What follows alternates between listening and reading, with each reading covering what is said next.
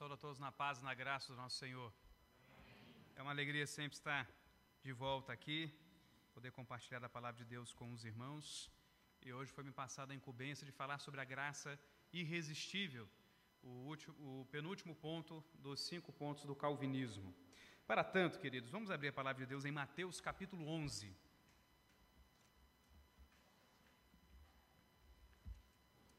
Evangelho de Mateus, capítulo 11.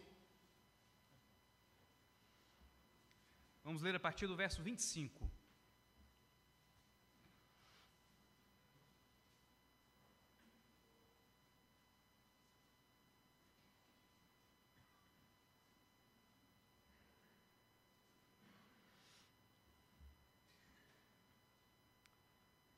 A palavra do Senhor assim nos diz: Por aquele tempo, exclamou Jesus, graças te dou, ó Pai, Senhor do céu e da terra, porque ocultaste essas coisas aos sábios e instruídos e as revelaste aos pequeninos. Sim, ó Pai, porque assim foi do teu agrado. Tudo me foi entregue para o meu Pai. Ninguém conhece o Filho senão o Pai, e ninguém conhece o Pai senão o Filho e aquele a quem o Filho quiser revelar. Vinde a mim todos vós que estáis cansados e sobrecarregados, e eu vos aliviarei. Tomai sobre vós o meu jugo, e aprendei de mim, porque sou manso e humilde de coração, e achareis descanso para a vossa alma, porque o meu jugo é suave, e o meu fardo é leve. Como os irmãos já devem bem saber, os 5 pontos do calvinismo não foi uma atitude proativa do calvinismo, foi reativa, né?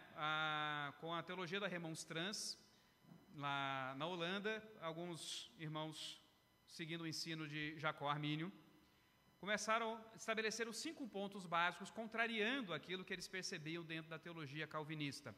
Não de todo, né? A teologia calvinista e arminiana elas não são plenamente contrárias uma à outra, mas existem questões muito fundamentais no nosso entendimento que nos distanciam.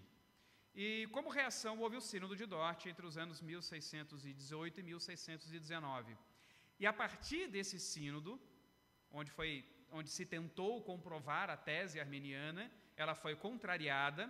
Havia ali, de sua maioria, calvinistas supralapsarianos. Não vou me atrever a explicar o que é isso agora, tá?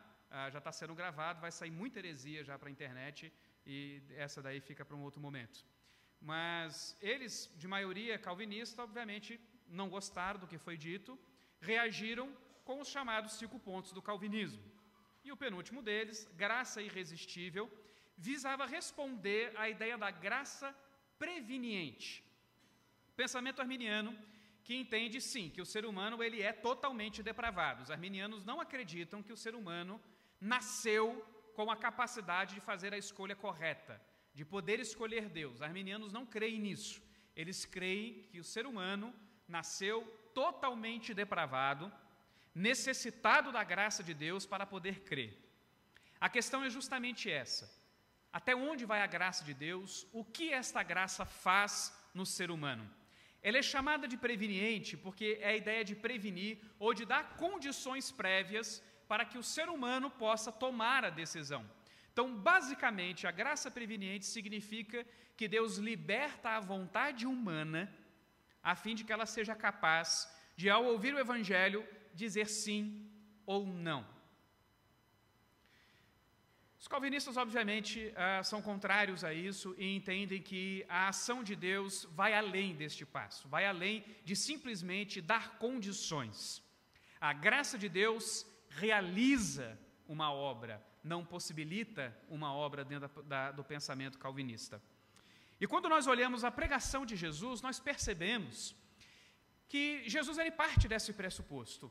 Há algo por detrás, agindo na vida das pessoas, possibilitando com que elas creiam e atentem a um chamado que é tão complicado às vezes. Não é difícil nós lermos algumas passagens de Jesus falando: duro é esse discurso. A verdade é que se o Evangelho apela às nossas capacidades, apela aos nossos atributos, ele será um duro discurso. Quem gosta de ouvir duro discurso? Quem gosta de ouvir que você é um incompetente, incapaz de pagar os seus pecados, totalmente depravado, destituído da glória de Deus, que na primeira chance você vai e faz o que é errado. Quem gosta de ouvir esse tipo de coisa? Quem gosta de ouvir de que o tipo da pregação que diz: quem crê em mim está salvo, mas quem não crê está condenado? Ainda mais nos dias de hoje, né? Com um pensamento tão inclusivista, todo mundo vale, todo mundo pode, todo pensamento é válido, todos os caminhos levam a Deus, todas as religiões são iguais. Elas só se diferem sobre quem é Deus, o que é salvação, o que é pecado, quem é o ser humano, só nisso que elas se diferem, né? Pouca coisa. Mas o fato de que Jesus não tem uma pregação que seja apelativa ao ser humano já demonstra que ele entende que a autoridade da sua palavra, que a eficácia da sua palavra está em outra coisa que não no coração humano em si. Aliás, esse é o outro nome da doutrina da graça irresistível, que é vocação eficaz. Ou seja, aqueles a quem Deus vocaciona, de fato, esses não resistem. Por isso ela é eficaz. A vocação, ela vai trazer o efeito desejado. E esse é um problema dos arminianos para conosco, que muitos deles não compreendem quando nós queremos falar sobre a graça irresistível. Nós não estamos falando que o ser humano não resiste a Deus. Pelo contrário, o ensinamento da graça irresistível é que o ser humano só consegue resistir. Por isso que alguns não gostam do nome graça irresistível, porque ela justamente lida com esse fato. O homem vive resistindo. Como é que ele pode não resistir? Esse é que é o ponto. Essa é que é a questão. Como é que o ser humano pode dizer sim a Deus? Como é que alguém, destituído da glória deste Deus, que desde o Éden passou por uma descompreensão da realidade e começa olhando para o fruto, né, que Deus havia dito: se comer vai morrer.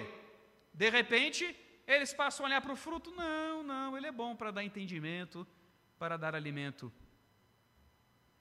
Perceba como a questão da compreensão já começou lá no Éden ser afetada. Então, o ser humano que desde o início, o seu pecado significa que ele não consegue compreender. Como é que alguém assim pode aceitar uma mensagem que é tão antagônica ao que ele é, ao seu estado? Olhando para o que Jesus está falando aqui, nós podemos perceber pela sua pregação algumas questões básicas do porquê nós cremos na graça irresistível. A primeira razão, por ser Deus quem Ele é. Jesus, após encriptar algumas cidades, falar mal de algumas cidades, ser bem duro com Corazim, Betsaida, Cafarnaum, porque não recebiam bem a pregação do Evangelho, elas são comparadas a cidades como Sodoma e Gomorra. Cidades conhecidas pela Escritura, diante de tanta perversão sexual, de tantas coisas erradas, até o chamado justo Ló, e ele é justo porque foi justificado, não porque ele era bonzinho, porque se ele tivesse ficado na cidade, teria sido consumido também pela ira de Deus, pela misericórdia, Deus o tirou de lá. Até ele demonstrava a perversidão que aquela cidade lhe trouxe no coração. Ele queria entregar as próprias filhas para proteger anjos do Senhor.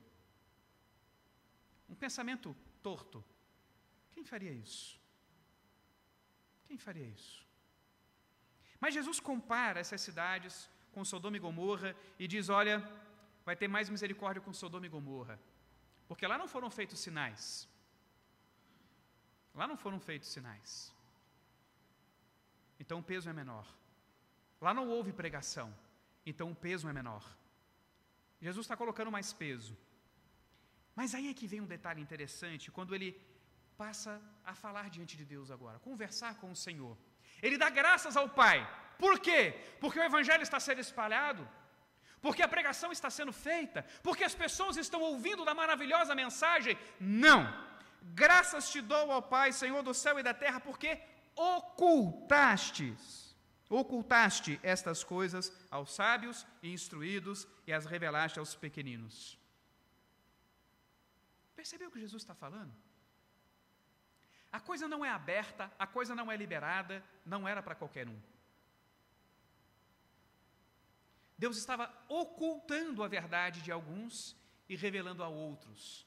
E é bom que nós saibamos que quando Jesus fala de oprimidos aqui, a ideia é espiritual. O pobre no Evangelho não é o pobre financeiro, como alguns querem dizer. O Evangelho foi sempre dos pobres, pobres de espírito. Zaqueu era bem rico, mas compreendeu o Evangelho, e o Evangelho foi para ele também. Ele se viu oprimido pelo pecado, ele estava abatido pelo pecado, não pelo fato de que as pessoas o rejeitavam por ele ser publicano. Tanto que quando ele ouve a mensagem de Jesus, ele não diz: Senhor, obrigado porque me deste conforto, porque as pessoas falam tão mal de mim. Não, ele reconhece o fato de que ele é o opressor também. E o que ele resolve em seu coração? Cumprir a lei, devolver 4 vezes mais se ele havia defraudado alguém. Arrependimento. Então o Evangelho, ele não é pobre no sentido financeiro, ele é pobre no sentido daquele que de espírito compreende-se como alguém incapaz. Bem diferente dos escribas e fariseus. Pessoas que oravam, como no exemplo de Jesus Cristo, praticamente dando parabéns a Deus pelos bons servos que eles eram. Ou como de fato ocorria, oravam de pé nos cantos das praças para serem vistos. Esses eram opressores, porque diziam sobre os outros que eles tinham que seguir o seu próprio modelo. Colocavam mais peso do que a lei de Deus colocava. Viviam de ouvir dizer. Tanto que Jesus fala no Sermão do Monte: ouvistes o que vos foi dito, eu, porém, vos digo. A questão é que eles deturpavam tanto a palavra de Deus, que a coisa não era ensinada como era de fato. Era ensinado o que eles pensavam, e isso causava opressão. Tendo entendido quem são essas pessoas, nós percebemos a soberania de Deus sobre a salvação, e não simplesmente no sentido efetivo da coisa, até no conhecimento do Evangelho. Antes de tudo, essa é uma ação de Deus. Quem pode conhecer o Pai? Quem pode conhecer o Filho? Jesus diz: tudo me foi entregue por meu Pai. Ninguém conhece o Filho senão o Pai, e ninguém conhece o Pai senão o Filho e aquele a quem o Filho o quiser revelar. A prerrogativa do conhecimento está em Deus e no seu desejo de dar-se a revelar. Jesus fala daqueles que dirão: Senhor, Senhor, em teu nome expelimos demônios, fizemos isso e aquilo outro, e ele diz: apartai-vos de mim porque não vos conheço. O que ele está dizendo? Que ele não sabe quem são aquelas pessoas? Não, a ideia de conhecimento na Bíblia é uma ideia relacional, há relacionamento. Então, quando ele diz que ele conhece o Pai conhece o Filho, está dizendo: eu me relaciono com o Pai se relaciona com o Filho. E ninguém se relaciona com o Pai, senão o Filho, e aquele a quem o Filho quiser trazer para esse relacionamento. É essa a ideia hebraica de conhecimento. Não é uma simples informação. É mais do que isso. Envolve o seu ser por inteiro. É aquela ideia da mãe que diz para o filho: menino, não minta para mim porque eu te conheço. Como diria a mãe do Cris: eu te botei no mundo, eu posso te tirar. É esse tipo de conhecimento. E mais profundo. Porque a Bíblia diz que o coração humano é desesperadamente corrupto. Quem o conhecerá? E aí Jeremias dá a resposta: o Senhor o conhece. O Senhor esquadrinha os nossos corações. Ele sabe quem nós somos. Nós não temos a capacidade de saber quem Ele é. Nós não sabemos nem quem nós somos de fato. Basta ver o quão orgulhosos nós somos, quão soberbos nós somos, o quão justo nós pensamos ser. Isso já mostra que não temos conhecimento real nem de nós mesmos. Por isso tem que ser revelação. Por isso tem que ser algo entregue, algo dado pela soberana vontade de Deus. E é disso que Jesus está falando. Por que ele pode trazer discursos tão duros? Por que ele pode falar verdades tão doídas? Deixar muito claro o que Isaías nos falou. Porque todas as nações são como Deus, como um nada. São como um vácuo, menos do que nada. Por que Jesus, com um discurso tão duro, atraía pessoas ainda assim? Não muitas, poucas. Porque são poucos que querem andar no caminho estreito. Porque há algo além de simplesmente prevenir o homem, dar capacidades ao homem. Começa com a soberana vontade de Deus. Então, a graça irresistível, ela é, antes de tudo, irresistível por causa daquele que a opera, que até sobre o conhecimento tem todo o domínio e poder. Não existe verdade que não venha de Deus. Não há filosofia que expresse a verdade. Não há ciência que expresse a verdade, se negam a questão mais básica de toda a existência. Fomos criados por um Criador. E se eu ainda não sou capaz de fazer essa confissão, como eu posso ser capaz de dizer que conheço o Evangelho e assim poder dizer não a ele? E esse é o segundo ponto. Por que a graça é irresistível? Por ser o Evangelho o que ele é. Veja que chamado maravilhoso.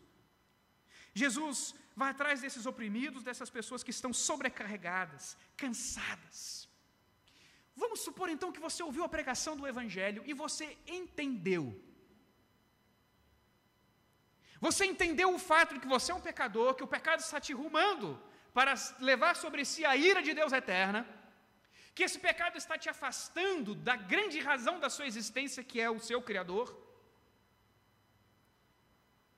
e que você não é o que você poderia ser. Você não é tão humano quanto poderia ser, porque o pecado está manchando a imagem de Deus. Mas quando você se santifica, essa imagem resplandece e você é mais humano. A sua existência é mais plena. E melhor ainda, basta crer. Alguém vai pagar a sua dívida no seu lugar. Denis, sabe aquela dívida na livraria do seminário? Eu vou pagar para você. Mas nem seminarista é bobo. Ele aceitou na hora. Pode alguém verdadeiramente que recebeu o conhecimento verdadeiro do Evangelho, real de Deus, dizer não? É como Jeremias falando com o povo lá. Mas, gente, vocês deixaram o manancial de águas vivas e construíram para si cisternas rotas que não retêm água. Isso é louco. E esse é o ser humano. É um louco que não consegue compreender a beleza do Evangelho, a grandeza de uma mensagem, de alguém que vem apregoar libertação, cura, salvação, um jugo suave. Por que o jugo de Jesus é suave? Porque andar lado a lado com Jesus é suave, porque é Ele quem está puxando a carga. Aí eu digo, não, eu quero puxar essa carga sozinho. Deixa comigo. Vai lá pagar sua dívida, vai. Vou pagar teus livros, não. É isso que nós estamos fazendo.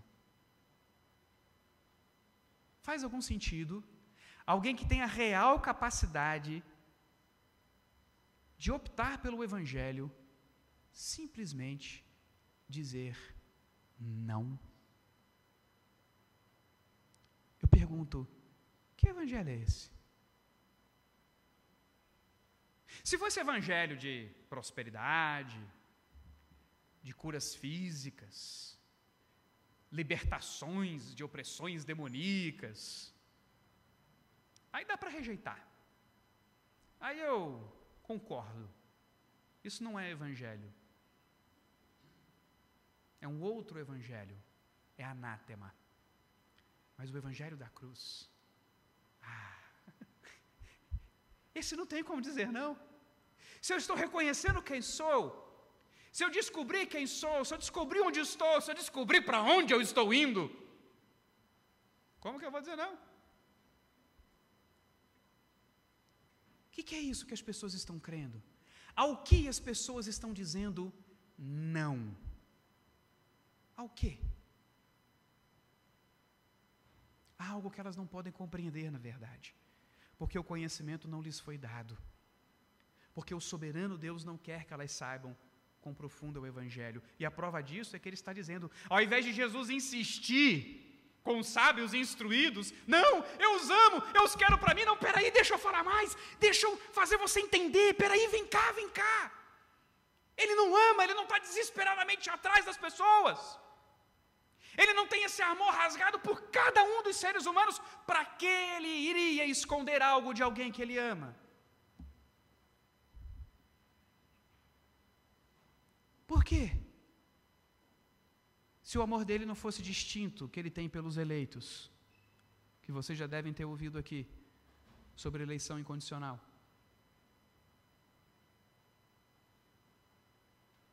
É distinto. Vai me dizer que Deus amou igualmente os amalequitas e a Israel? É sério?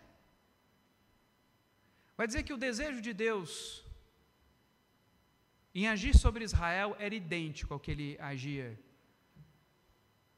sobre Edom, ou qualquer outro povo, sobre os filisteus? Israel, vai lá, guerreia com eles, mas antes mostra a minha lei, vê se eles me aceitam, vê se eles se convertem. Eu não quero que eles sejam mortos. A ação de Deus em revelar-se num único povo já demonstra a soberania de Deus sobre o conhecimento. Mas isso não rouba a beleza de um evangelho que está aberto a todos aqueles que querem vir. Porque aqueles que quiseram se juntar a Israel puderam se juntar. Raabe não era israelita e participou da genealogia de Jesus. A questão é, como é que eu posso querer ir? Como eu posso tomar essa decisão? E aí a última questão. Eu creio na graça irresistível por ser o homem quem é. A minha dificuldade com o raciocínio arminiano não é só com a questão da teontologia, ou seja, com o ser de Deus. A minha questão também é a antropologia bíblica. Quem é o ser humano? A forma arminiana de pensar é que a graça preveniente, ela trabalha a vontade humana, ela liberta a vontade humana. Mas quando eu leio textos como Efésios 2, eu percebo que a minha prisão é do ser. E que o meu ser, ele não é uma coisa estanque. Ele está ligado à minha natureza, ao meu coração. Jesus mesmo dá testemunho da importância do coração quando ele diz, olha, não é o que entra pela boca que te contamina, mas é o que sai da tua boca que te contamina. Porque da boca sai do que está cheio o coração. E Paulo fala justamente isso. Nós éramos filhos da ira, por quê? Seguindo as inclinações da carne. Éramos, por natureza, filhos da ira, inclinações da carne. Eu gosto desse cântico. Pela cruz, não vou nem me atrever a cantar para vocês não irem embora. Pela cruz me chamou, gentilmente me atraiu. Calvinismo não crê que Deus pega você e te arrasta. Deus não precisa te arrastar. Deus mexe com as disposições do seu coração. E aí é que está a diferença. Para o arminianismo, simplesmente Deus liberta a sua vontade.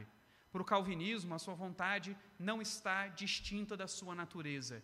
O que ele mudou para que a sua vontade pudesse mudar foi a sua natureza.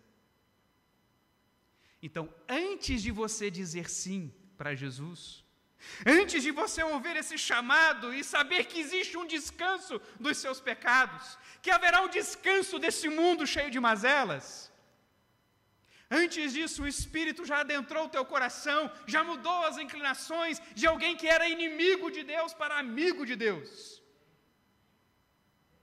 E aí, com a pregação da palavra, com a revelação do conhecimento de Deus, com Deus se relacionando contigo, você compreende a maravilha dessa mensagem. E ela corresponde a essa nova criatura, ela corresponde a essa regeneração da sua natureza. Por isso cremos não só que a graça é irresistível, cremos que a regeneração antecede ou precede a fé. Primeiro você é regenerado, para depois ser capaz de dizer sim.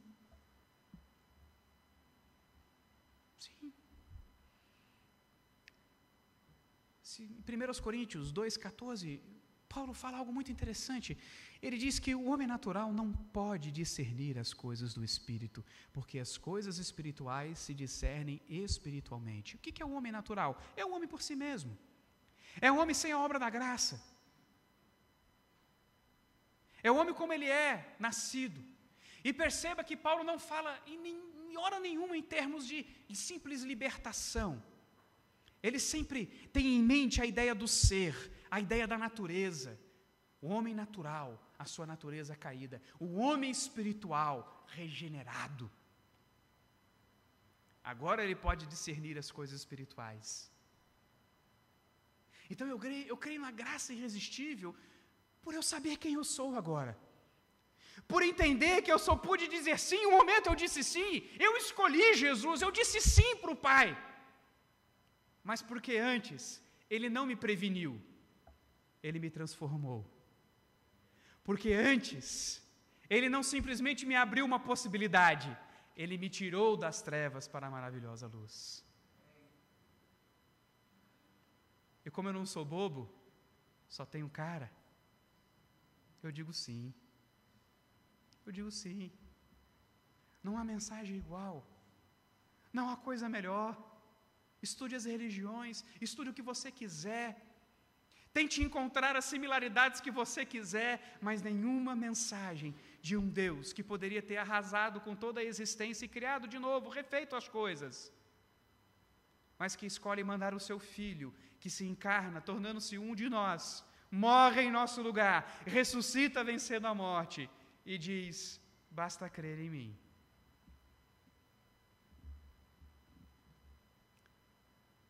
E quando eu continuo a me ver, mesmo regenerado, mesmo salvo pela cruz, mesmo na luz e ainda pecador,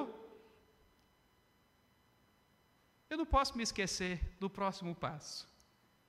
Se a minha salvação pudesse ser perdida, porque dependia de mim, eu perderia. Eu perderia.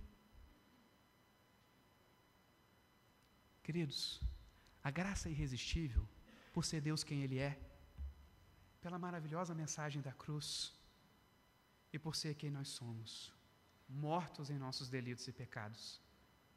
Pessoas incapazes de trazer qualquer resposta. Eu não precisava de uma ajudazinha, de uma liberdade. Eu precisava de transformação. Eu precisava ser revivido. Mas Deus, sendo rico em misericórdia, vos deu vida, estando vós mortos em vossos delitos e pecados. Eu espero que você não resista a essa graça. Que você não resista a essa graça no sentido de doutrina. Ame a mensagem da cruz. Ame a mensagem do Deus soberano, do Evangelho maravilhoso, mas que é ofensa para aquele que não crer. Ame a mensagem que te coloca no lugar certo. E alguém que era inimigo de Deus, mas que agora foi feito amigo de Deus.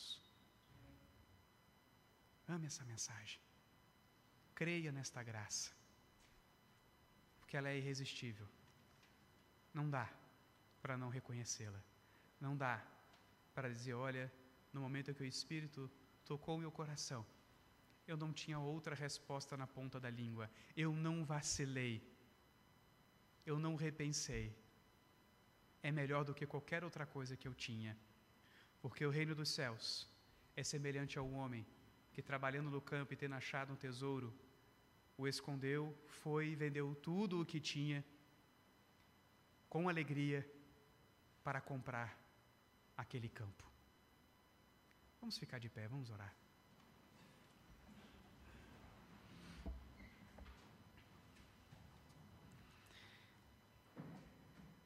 Amado Pai, estamos sobrecarregados sem Cristo Jesus. Mas obrigado por uma mensagem tão irresistível, ó Deus. Porque se de fato encaramos quem somos, reconhecemos onde estamos, nós não temos nenhuma outra opção Não porque ela não exista, mas porque o nosso ser já foi transformado e já não pode mais ser enganado por Satanás. Já não pode mais ser enredado, ó Deus, pelas artimanhas deste mundo, ó Deus. E mesmo que ainda em meio ao pecado, pela Tua graça Tu nos sustenta a dizer sim. E sim, a cada dia temos dito, nos arrependido dos nossos pecados, confiantes, ó Deus, nosso bom advogado, que está diante de Ti, falando em nosso lugar. Confiantes, ó Deus, em obra tão maravilhosa, operada por Ti, com a ação do Teu Santo Espírito, ó Pai, jamais podemos estragar tudo isso, ó Deus. Obrigado porque o Teu Evangelho nos coloca em nosso lugar, pecadores que somos, mas agraciados por Ti. É em nome de Jesus que nós oramos, Pai.